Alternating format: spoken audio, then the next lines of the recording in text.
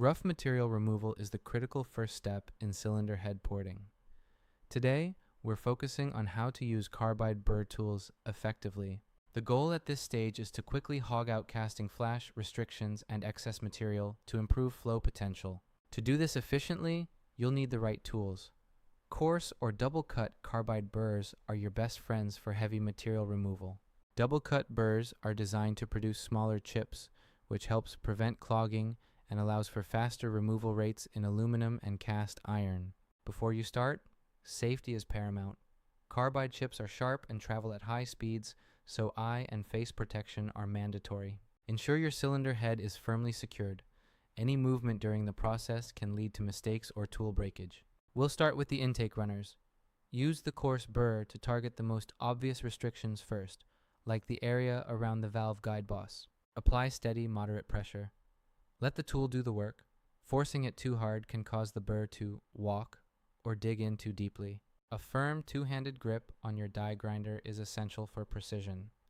This prevents the tool from jumping and damaging critical surfaces. On the exhaust side, you're often dealing with harder deposits. Coarse burrs are excellent for clearing out carbon and opening up the exit. Notice how the removal of the casting flash immediately streamlines the runner. This is where your biggest flow gains start. When working with aluminum, heat is the enemy. Use a cutting lubricant or wax to keep the burr cool and prevent aluminum from welding to the teeth. A quick dip in wax every minute or so will keep the cuts clean and extend the life of your expensive Carbide tools. Be particularly careful around the short side turn. This area is sensitive. You want to remove material, but don't change the floor shape too much yet. Don't be afraid to remove volume.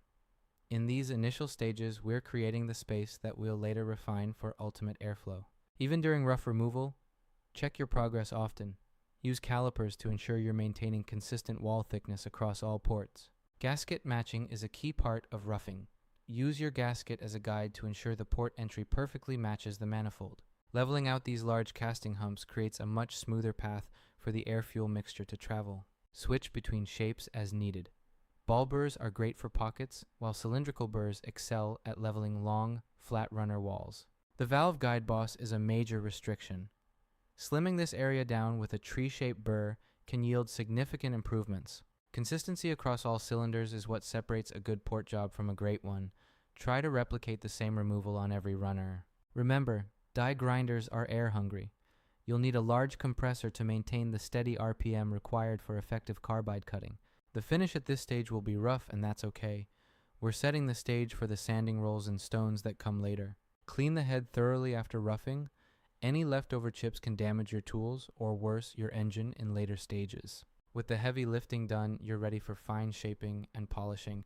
Great work on completing the rough material removal. Take your time, stay safe, and enjoy the process of unlocking your engine's true potential. Happy porting.